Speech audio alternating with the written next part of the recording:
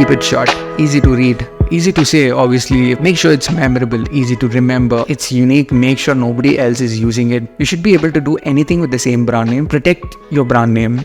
Hello, welcome. Today, let's quickly talk about how to name your brand name or business. So you could be an entrepreneur starting a new business, or you already have a business and you're planning to rebrand or rename yourself because probably you would have stumbled into a lot of these other challenges which come with a brand name.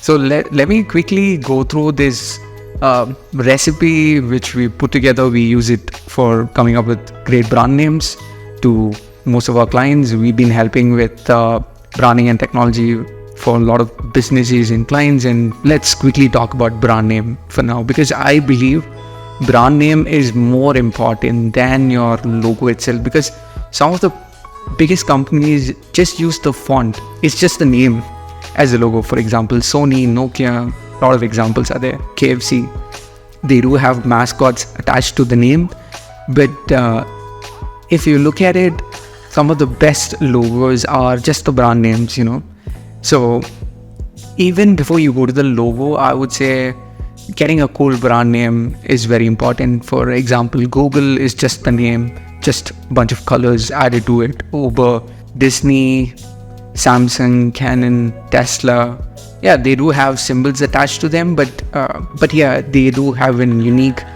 distinct brand name which sets them apart, because verbally there are a couple of senses humans have. One is the audio and one is visual.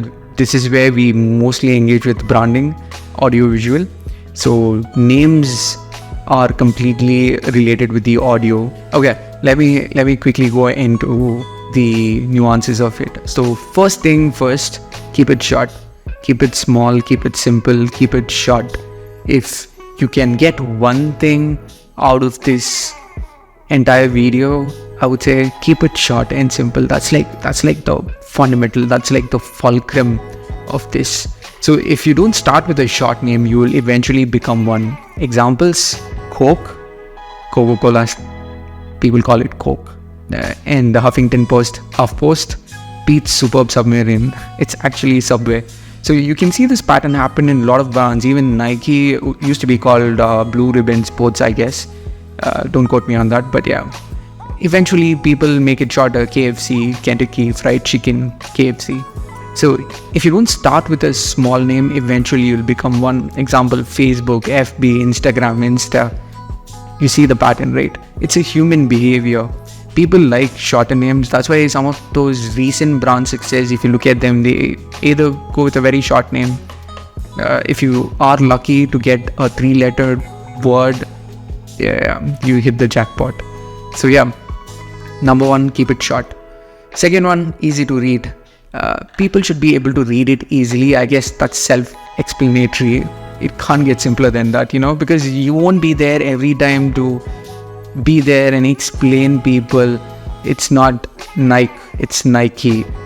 So if you can get it right, that'll be great. But again, Nike and Nike, that confusion, it's good as well. I'll probably go deeper into that in future videos, but it also creates this in-group, out-group conflict, which is also good. It could be beneficial if you know how to leverage it. So Nike uses that.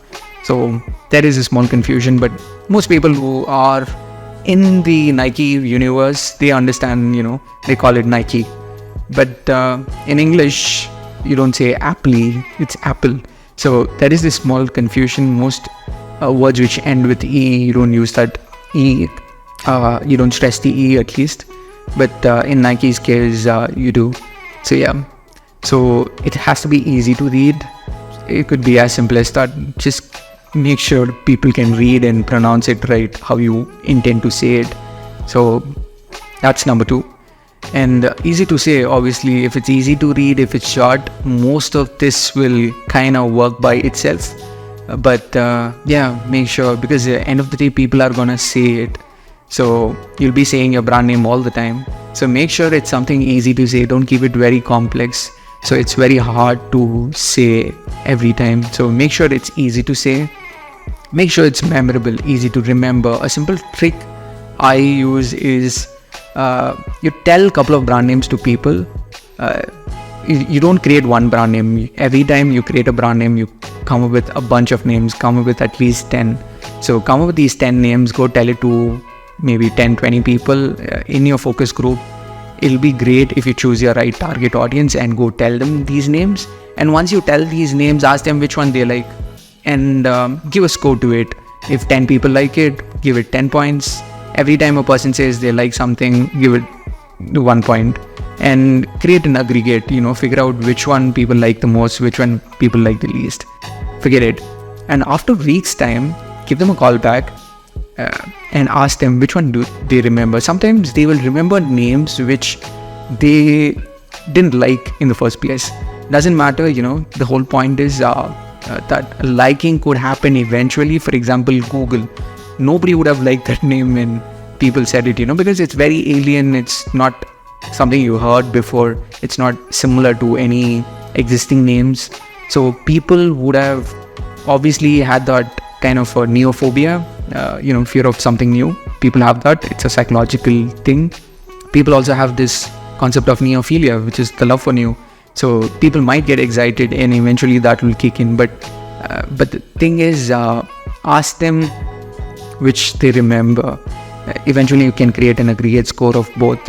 You can ask people which one they like and which one they remember, and you can come up with a score. But ultimately, end of the day, if people don't remember you, there's no point, liking or dislike happens after they recognize you. So first let them remember you, then likability or disliking, that part will occur. So yeah, you can build on top of it. Unique. Make sure it's unique. Make sure nobody else is using it. There's no point of you naming your company Apple or Nike right now. You can't go very long with that. They will come after you. They're gonna sue you, and they're gonna sue you for all the profits you made using the name. So make sure it's unique. Make sure it's different, and keep it open-ended. You should be able to do anything with the same brand name. For example, Google is a classic example. Using the same name, Google, they are into maps, they are into messaging, they are into social media. They tried almost everything with the same brand name. Sometimes it works, sometimes it doesn't, but they can quickly leverage the brand they have built. But KFC, it's almost impossible for them to do something else. Like Nike can do it. Nike is a very open-ended name. They can literally do anything. Tomorrow they can decide to build cars. But companies which kind of describe what they are doing, for example, General Motors or General Electric, they've kind of defined what they are. Tomorrow they can't start a food chain, or it'll be very questionable. People might find it very hard to relate. So that could be a problem. So that's the reason, if you look at it, even Apple used to be called Apple Computers at one point. And eventually Steve Jobs said, the Mac, iPod, Apple TV and iPhone, only one of them is a computer, so we're changing the name. So yeah, this happened, this is history. So learn from other people's mistake. You don't have to make those mistakes and put yourself in a dead end. So imagine you created an amazing brand and people love it, and suddenly you want to pivot, you want to create something new or enter a new vertical, new industry, then you'll have to start from scratch. If you have the industry attached to it, the brand name doesn't have to explain every detail about you. It's like your personal name, it doesn't have to say you're an engineer or a doctor. You can always add that later, but make sure the brand name is unique and something which is uniquely yours. And finally, this is the hardest challenge. You might be able to get everything else, but you will still be stuck in this place. So this is to protect your brand name. What do I mean by protect? You'll have to get the domain names, you'll have to get the trademark, you have to secure the social handles wherever possible, as much as possible. All the digital real estate and all the legal real estate you'll have to occupy. So this is the hard challenge, because a lot of these names, what you find in the dictionary, are taken. So my best advice, go for coin names. Coin names are names which are created names, which are unique and it doesn't come from the dictionary. Names like Apple, Amazon, all these names are gone, so you have to come up with new names. Google is a new coin name, Rolex is a new coin name, I believe Samsung is Korean, so or Other option is join names, where you take two names like Face and Book and combine them and do it. But I would say even Facebook are changing themselves into Meta. It could work in some cases. Like Red Bull is a classic example of two contrasting names coming together, which kind of shocks people and gets the attention, commands attention. But in most cases, I would say you can actually come up with a unique, small, coin name. So my advice is make sure to come up with a coin name. It's going to take some time, but one advantage I'll tell you coming up with a coin name is you win the lottery in SEO. To give you an example, you can go to Google, search Slarity, and you'll find us come up in the top, because we have zero competition. Nobody else is using the name. So probably most of the initial ones are my LinkedIn, but if you go to the website, it just takes you there. But like, whereas rain or something delivers rain, and you'll be fighting with all these other rain related keywords and search engines and whatnot. So or even mountain, and yeah, there'll be like so many brand names like related with that. So best thing, try to avoid them as much as possible. So if you are here till now and you've been listening so far, how long it's been going, this recording, 14-minute session. This is my first YouTube video, because I've been doing this. I've been trying to consult people, advise people on these brand naming and branding, logos and technology related stuff. And right now, it's become repetitive, so I thought I can just condense this, put it on YouTube, so it's easier for me to show my future clients watch this video, and or give these kind of information out to people, because most people don't even realize these problems until it's too late.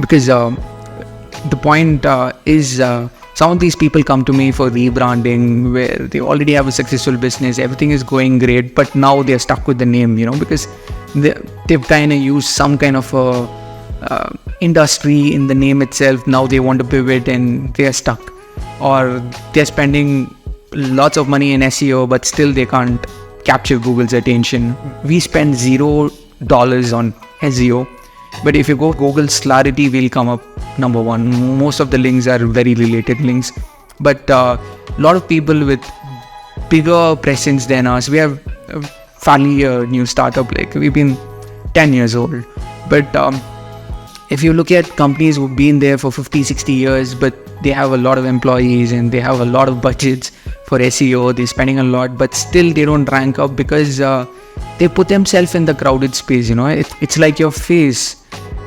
If everyone else has your same face, it's very hard to identify who you are. So make sure you are unique and identifiable. So that's something which is very important. So thank you for being here so far. If this was useful, please give some feedback, and I would love to interact with you. Put a comment if you learn something new, and if you feel like I could add some more points to this, I will be happy to hear from you, and I'll try to integrate in the future videos. This is like the first version. I'm just like doing it very quickly, very randomly. So, but eventually I will try to make more versions, more refined versions, and eventually we'll deep dive into other stuff as well. And this is one of our recipes which we have put out in our website.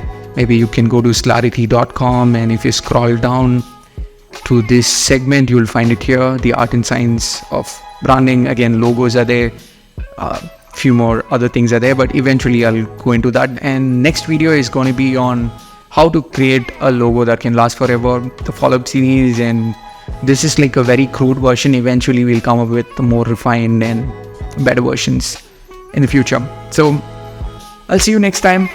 Until then, bye.